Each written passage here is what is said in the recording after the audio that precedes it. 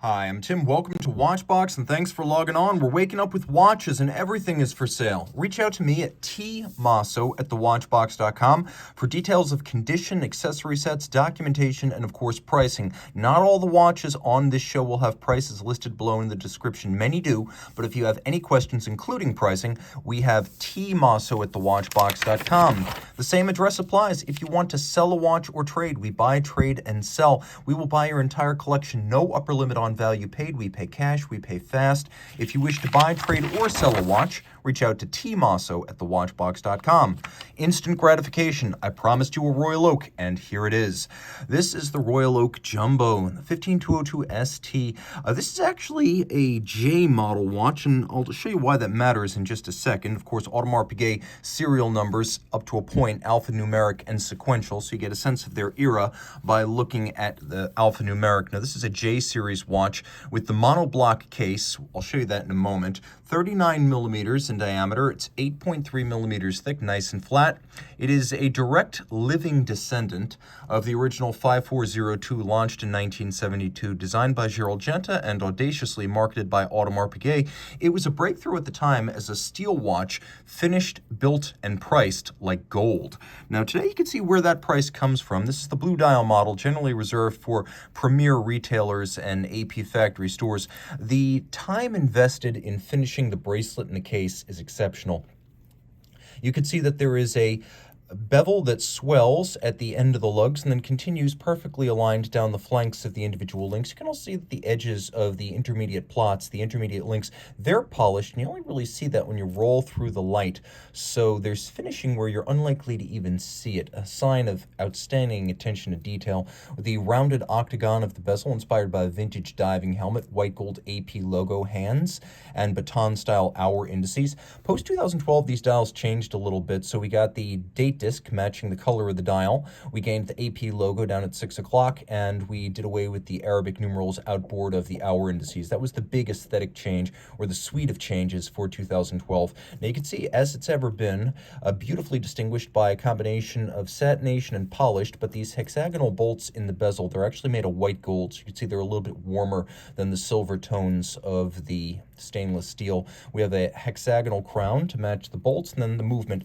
Audemars Piguet 2121, ultra thin, 3.05 millimeters thick with the date.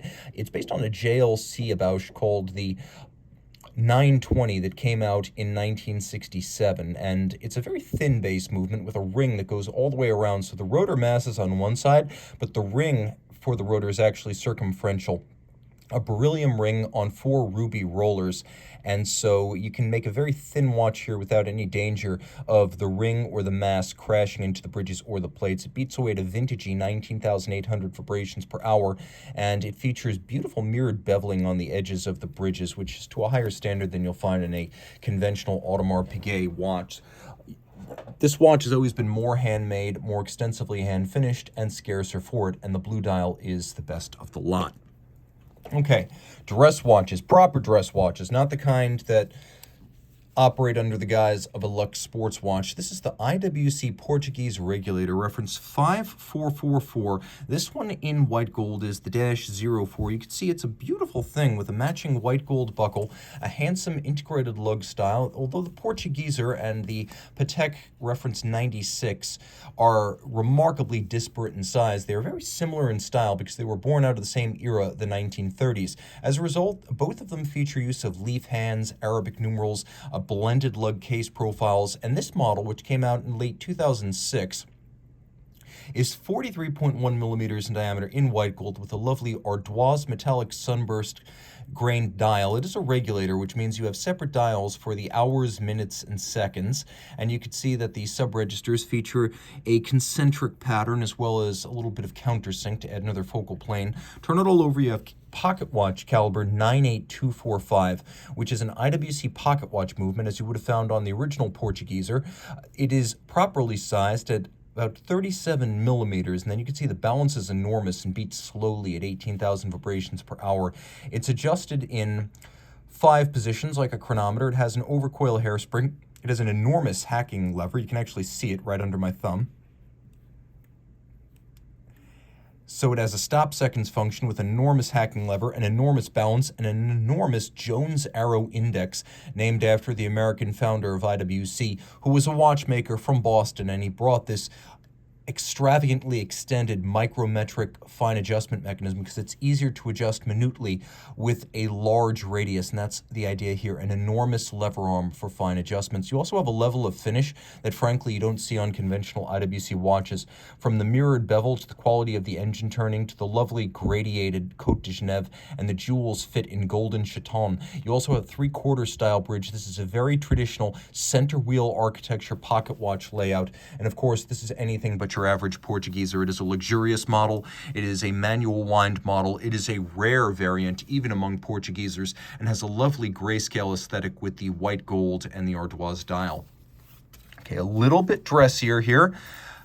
We have a Brigade Classique Moonphase 7337BA. This is a watch based on a historic Brigade pocket watch design, a combination of a Moonphase, hours, minutes, seconds, and a date. And as you operate the mechanism, you can see how it advances on a dial that is of solid gold.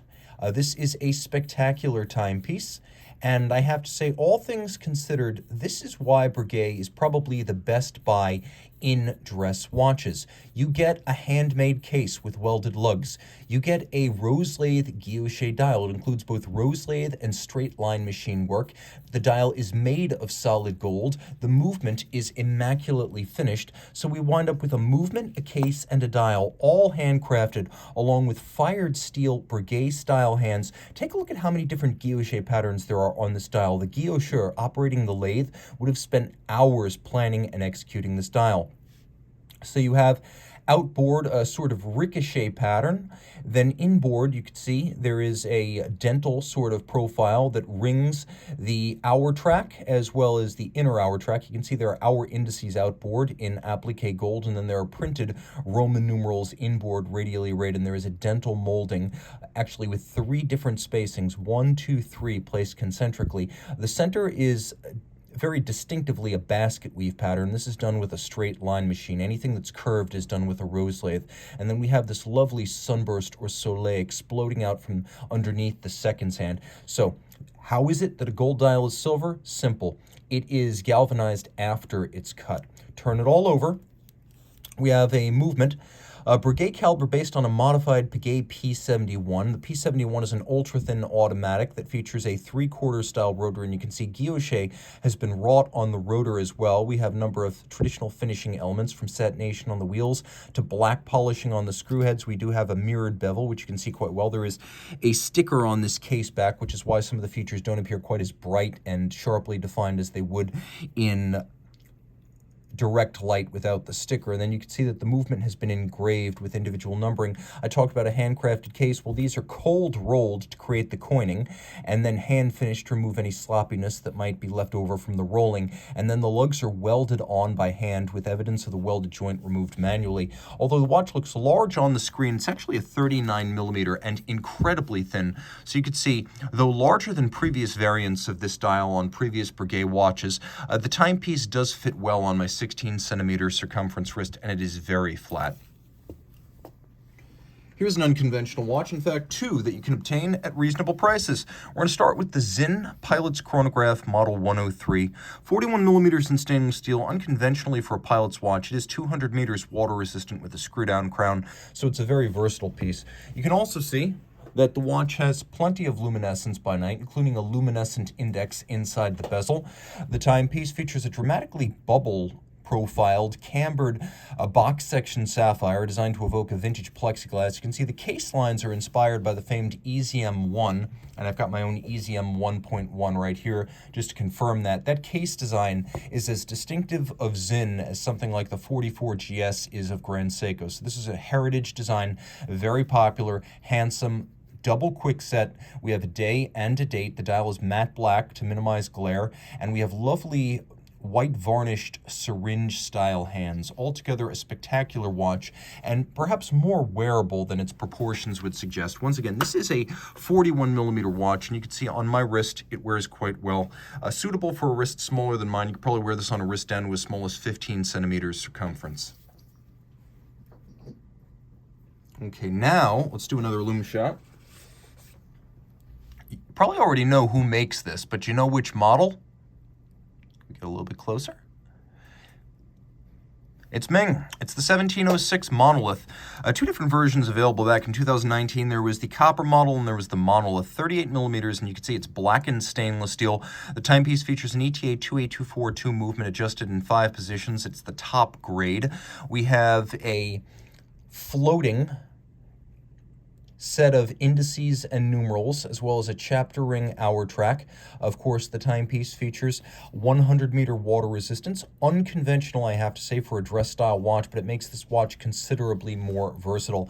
It's a two-hander with the adjustments as well as the final checks on the movement done by Schwarzetian.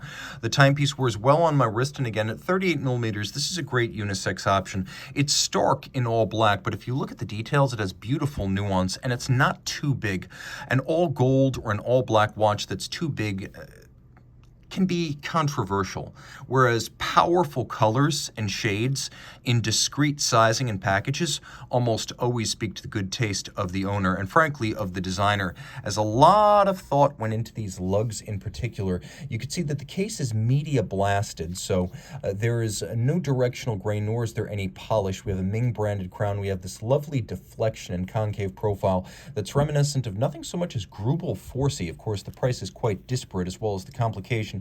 Nevertheless, this is a lovely all-arounder. Again, the water resistance, the automatic winding, and the Loom making it quite versatile for a dress-style watch. From simplicity to complexity. Back in 2006, Audemars Piguet, then partnered with Maserati, launched this timepiece, the Millenary MC12. 150 pieces to commemorate the launch of the MC12 supercar, of which 50 were made for the road and 12 were made for the track. The MC12 went on to dominate FIA GT racing, and this watch was equal to the occasion. It's a tourbillon, it's a power reserve indicator. It's also a twin mainspring barrel with a 10-day power reserve. And of course, it's a column wheel lateral clutch chronograph. The timepiece does feature a little bit of luminescence, as you can see, not a whole lot, but it's there. A spectacular tourbillon visible, an APRP movement, so it's from the elite of Audemars Piguet. The case is made of platinum and beautifully detailed with a combination of hand-finished polishing as well as satination. Note that the satination of the case band is 90 degrees opposed to the vertical satination on the lugs. The watch includes a gorgeous caliber visible from the back. By the way, the tourbillon is free-sprung with an overcoil hairspring, so it does not lack for refinement.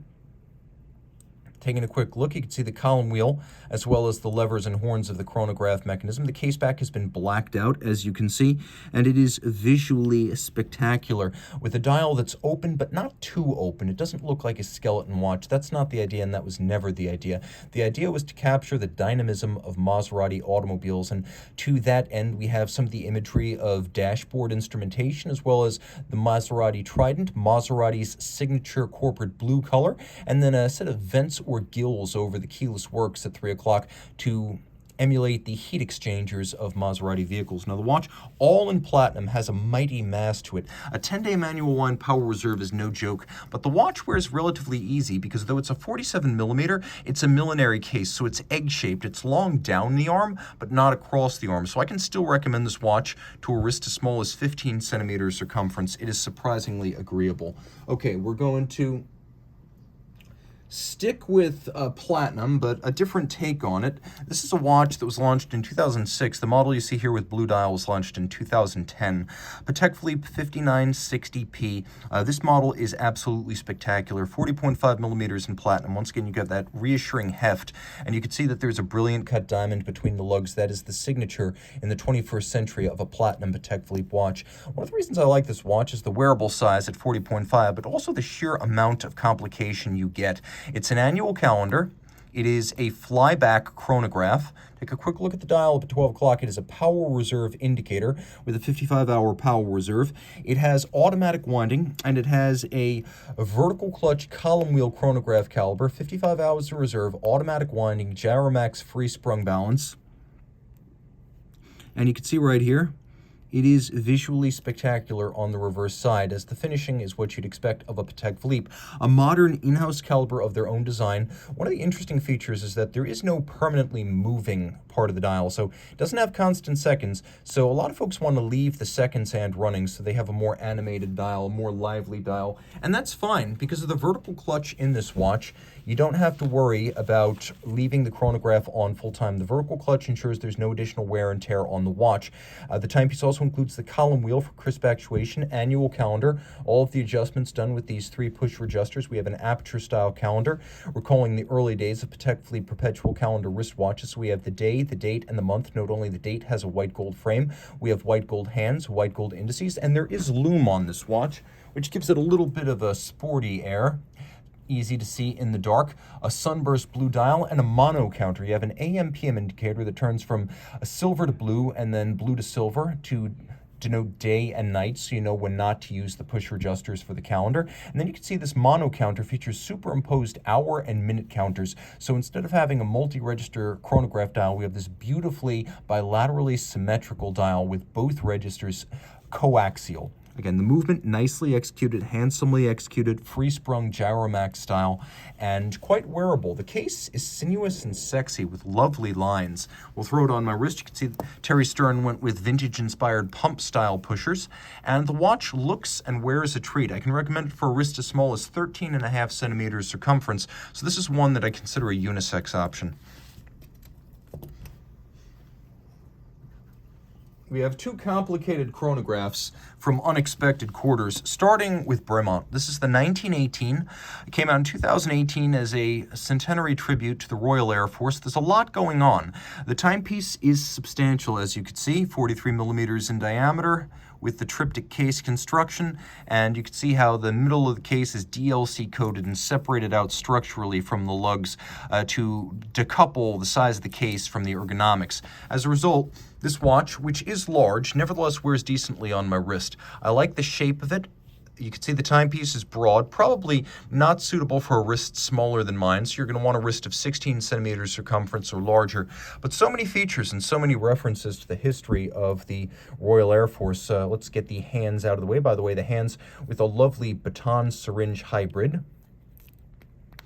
And you can see that there is a 12-hour GMT hand. You might ask, well, what good is a 12-hour GMT hand? But I need to remind you that there is an AM/PM indicator. It's not a moon phase. Down at 6 o'clock, you can see the Ministry of Defense broad arrow logo just above automatic. So let's take a quick look at how this quick set system works. You can see there's a quick set for the date, but then also one for that a 12-hour format GMT. Now, by day, you see the image of the Supermarine Spitfire in a dogfight, and then by night, this is how you know whether the 12-hour hand is indicating day or nighttime.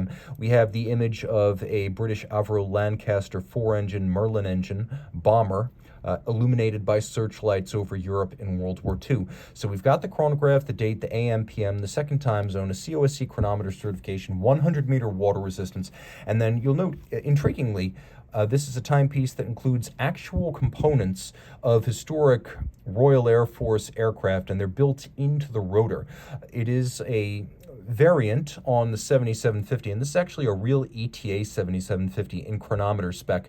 It's not a Concepto, it's not a Salida, this is the real deal, and it's nicely decorated, albeit machine decorated. You can also see individual numbering out of the series of 275 that were made in stainless steel. One of the most distinctive and, in my opinion, most handsome Bremont watches. It also includes an unconventional telemeter scale for the chronograph, and the telemeter is used to gauge distance in conjunction with the speed of sound at sea level and visual spotting. You time the difference between the moment you see the impact of, say, artillery and the moment you hear the impact.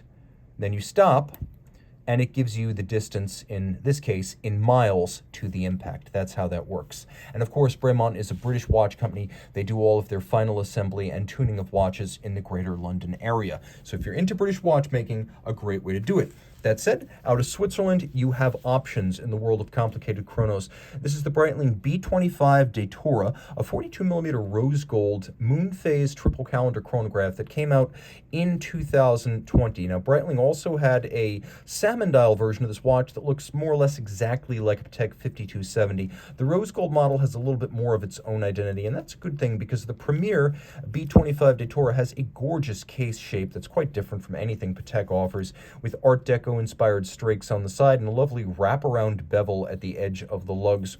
Vintage-inspired lozenge-style pushers, and a box section sapphire, a rather aggressively cambered sapphire designed to evoke the plexiglass era, as the Datura name was used by Breitling on triple calendar watches during the 1940s. Now, what I find interesting here is the upscale flourishes. The dial is slightly off-white. It's not perfectly silver. It's got a little bit of eggshell to it. It also has wonderful applique numerals, the triple calendar, obviously, with the moon phase, and it has the long distance hashes, as they're sometimes known. So you have a little hash at 3 minutes, 6 minutes, and 9 minutes on the minutes register, because that used to be how long distance phone calls were measured and billed back in the mid-20th century. Now, the watch does have Loom, and when we flip it over, you can see this is a Concepto take on a Valjoux 7750. You can see it has Concepto's C stamped on the movement and then their distinctive micrometric eccentric screw regulator. What I like here is not only is it chronometer certified, but they have changed the movement to include a column wheel. So this is a column wheel movement, no longer a cam system like the basic Valjoux 7750.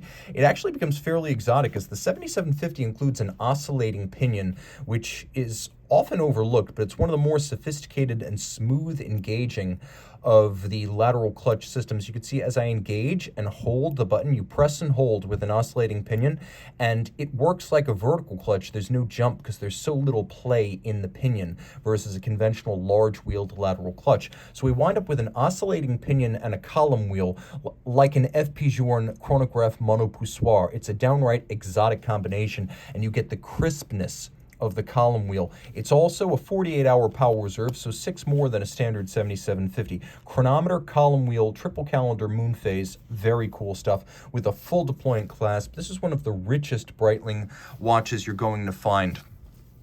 The combination of attention to detail, precious metal, and warm tones on the dial and case make this an appealing choice for those of you in Florida, Southern California, the Mediterranean coast, Singapore. A really cool watch that fits with the tropical ambiance and the heat, the warmth, the humidity. This is not a New York watch necessarily, a London watch, or a Chicago watch. It's less a Hong Kong watch. This is a watch for a place where people show a lot of tanned skin and take in the rays. And in that regard, it is one of the best. Maybe the closest thing you can buy to a modern day series production Rolex Jean-Claude Killy. Okay. 3 very special dress watches, starting with one from a brand that's still near and dear to my heart. 37mm in stainless steel. This is the Jlc Master Perpetual. The watch features a perpetual calendar. It's the IWC Kurt Klaus system, and they realized that a lot of people using the crown-based setting system in the IWCs had a tendency to set these things too far forward, and because it's a unidirectional perpetual, it only moves forward. If you set it too far forward, you got to put it down or send it back to the factory. So Jlc changed the setting mechanism to include a pusher adjuster on the side, so you can quickly and easily step this mechanically programmed perpetual calendar. And that is one of the advantages here. You don't need to look up the current phase of the moon. You just adjust the date to be correct for the year and the month you're in. It adjusts the date, the day, the month, the year, the decade, and the moon phase. It's mechanically programmed. It's built on a 889 automatic base, so you have stop seconds. This is post-tritium at Jlc, so the dial is loomed.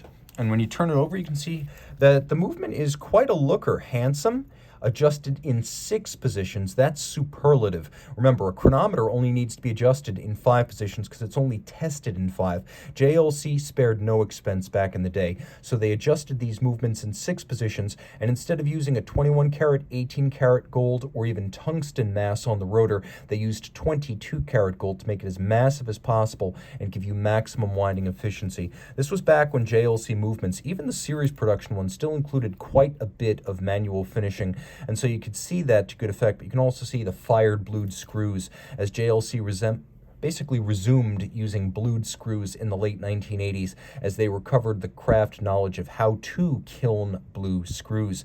Funny story, but apparently they almost burned down the roof trying to relearn this skill. But time well spent, no damage done, well, no long-term damage. As a result, we can enjoy this watch. Remember what I said about them sparing no expense on these older watches? Double deployant clasp. Today, a lot of JLC watches, even complications, come with pin buckles to try to peg back cost. Back then, they'd made few compromises. Again, 37 millimeters and short across the wrist and super thin in spite of the modular perpetual calendar complication. This is a watch for him or for her and for tight cuffs and dress sleeves. From Vacheron Constantin, we have a watch that includes a movement distantly based on a JLC. Launched in 1953 and designed for Vacheron and Audemars Piguet, the 802 Abauche became the Vacheron 1003, and that's what we have right here. Vacheron caliber 1003, 1.65 millimeters thick with Geneva hallmark finish. You can see it stamped Poisson de Genève on the balance cock. Note that the entire regulator assembly and stud holder are black polished. Screw heads all black polished. Mirrored beveling on the edge of every bridge. We have lovely and lush and surprisingly broad Côte de Genève across the bridges, perfectly aligned.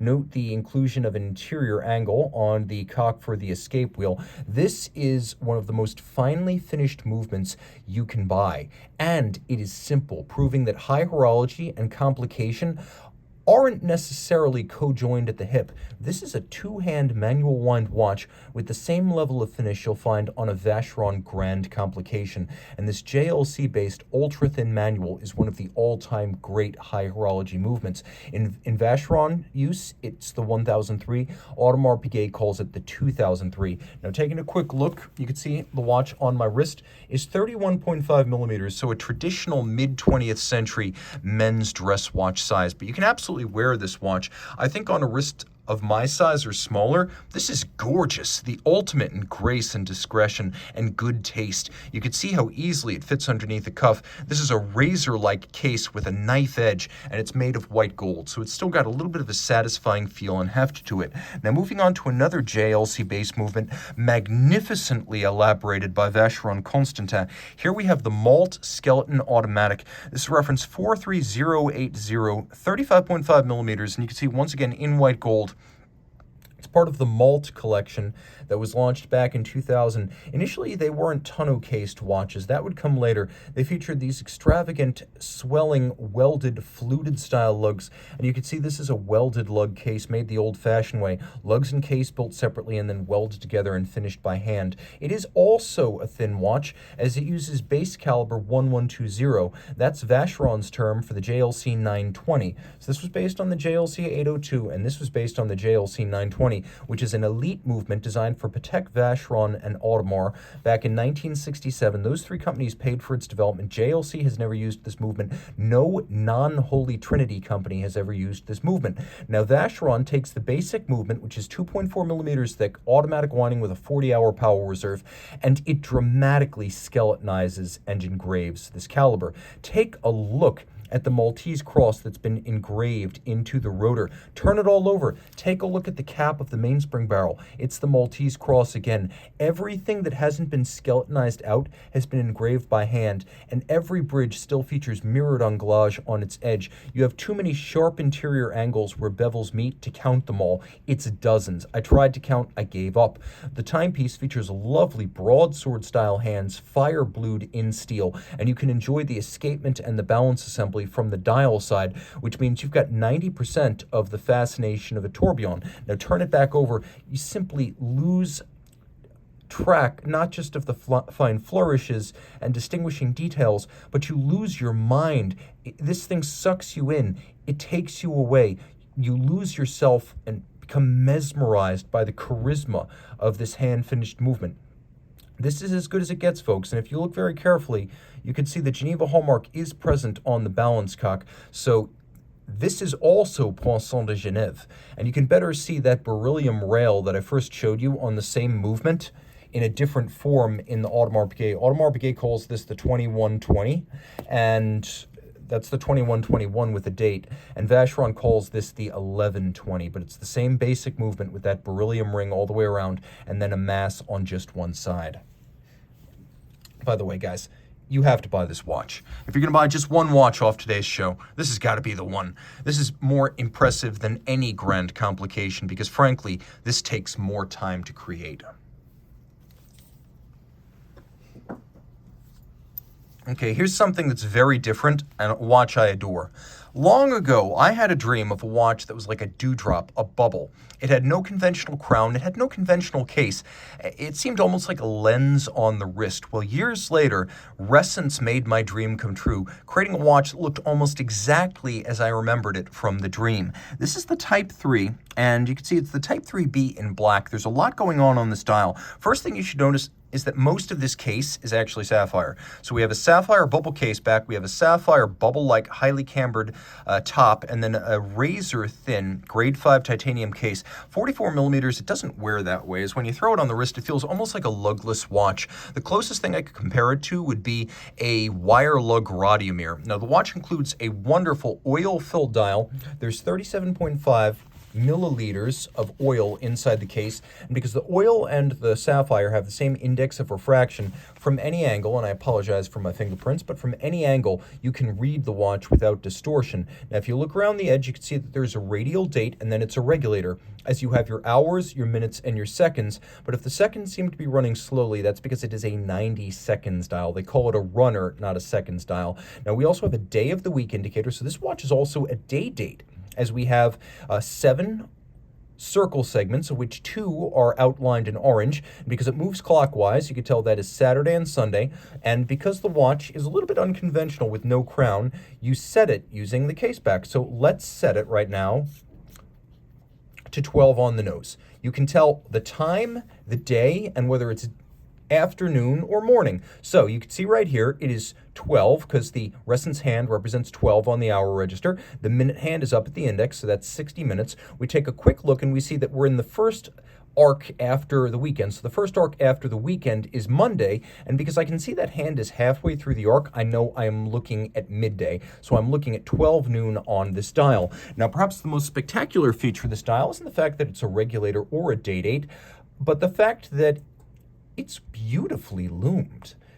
1, 2, 3 different colors of luminova, and then plenty of it. Oh, one more thing you should know, guys. There's a thermometer on this dial. You can see it right under my thumb. I made it disappear. Now I'm bringing it back. And in practical terms, it's very difficult to wear the watch in climates too cold or too hot, because in hot climates, the wrist will cool the watch, and in cold climates, the wrist, well, it tends to warm the watch. But it's there anyway, just so you know whether your watch might be under duress from temperature. And then on the reverse side, you can see that it does have a rotor, and it's based on a ETA 2824 automatic, so it's got a 36-hour power reserve. Wear it every day, no problems. And again, you can wind the watch with the case back, but it's an automatic winder, so you don't have to. 2 cool pieces from one very cool watch brand. H. Moser & C makes between 1,500 and 2,000 watches a year out of Schaffhausen, Switzerland. And in 2020, they launched 2 integrated bracelet sports watches, both from the Streamliner collection. Here we have the Agenor-powered Streamliner Flyback. Now, this is one of the original limited edition watches.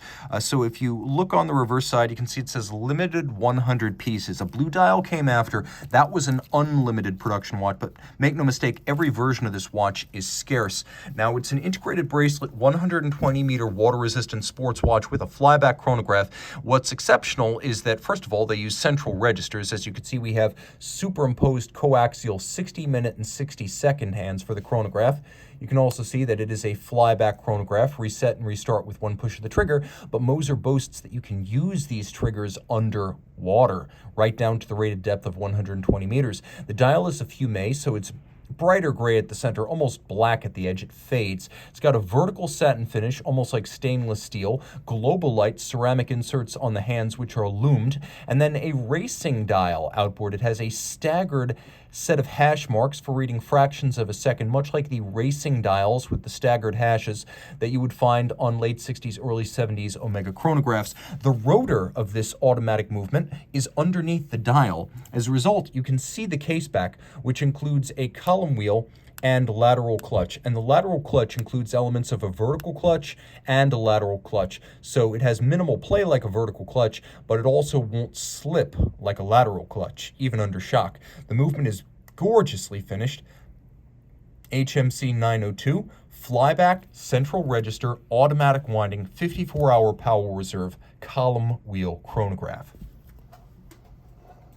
Take a look at that global light luminescent material. Now let's jump. That's 42.3 millimeters. A lot of folks find this watch wears better. The Streamliner center second. Once again, we have that fume fade, this time on a matrix green dial. So light at the center, and as you can see, dark at the edge. Here we have applique hour indices in high polish. Once again, we've got global light on the hands at center, and the watch features a radial sunburst, whereas the flyback features a curtain of brushing. Here, it emanates out from underneath the hands. Now, the timepiece features the same 120-meter water resistance, but it's a lot thinner. This is about 14.5 millimeters thick. This is 12, and you can see Moser has this lovely evacuated case profile, as well as an almost organic bracelet profile. Absolutely no daylight visible through these links. The tolerances are incredible, and the attention to detail in the finishing is surpassing.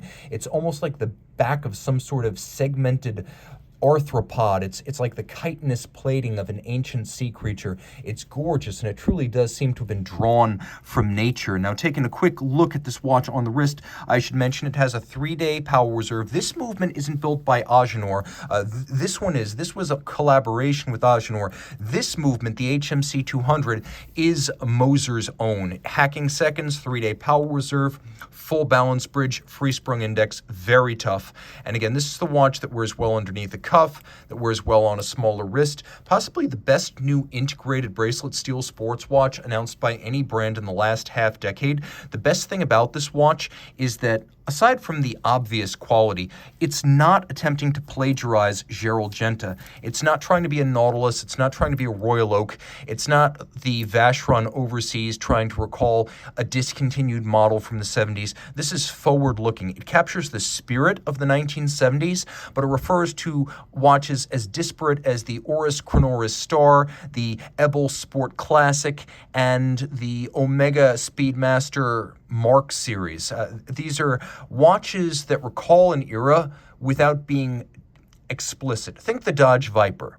It honors the Shelby Cobra, but it's not a retro car. There's no one part of the Viper you can look at and say, that was taken directly from the Cobra. It captures the spirit, and that's what we have here with the Streamliner collection. Finally, if you want the ultimate in exclusivity, De Bethune of L'Auberson, Switzerland, has made fewer than 3,000 watches since its founding in 2002, and it makes about 200 to 220 per year. This watch, part of a series launched in 2020, is the DB28 XP. Now, the original DB28 was launched in 2010, and at the GPHG, the Oscars of watchmaking, the original DB28 won the Aiguille d'Or. Well, for the 10th anniversary of the DB28, De Bethune launched this, the ultra-thin DB28 XP. 43 millimeters in grade 5 titanium. You can see it includes microlight engraving on the case flank, as well as a bezel that expands at 6 and 12 and thins out at the midcase. You have the variable geometry floating lugs.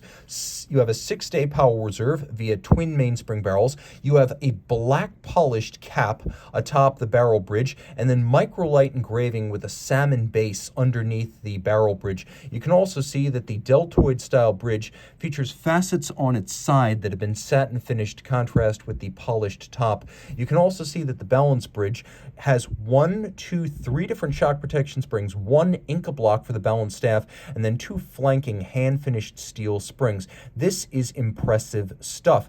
The bridge is entirely black polished, and you can see de Bethune features little fire-blued titanium hour indices. You have these little globes of titanium that have been fired blue and attached to a chapter ring that includes several different elements, including satination, including dimples, including the blue-fired titanium cabochon, and then there's a polished ring up on top. You can see just how layered that hour track is, and then the hands have been blued with polished inserts.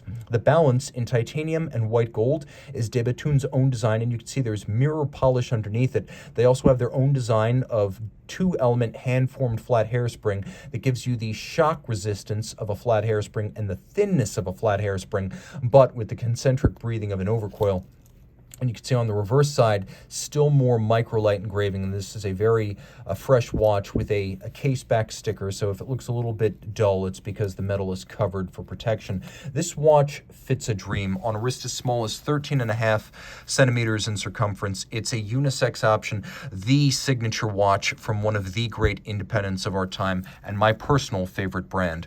Reach out to tmosso at thewatchbox.com for purchase and pricing details of anything you see on this program.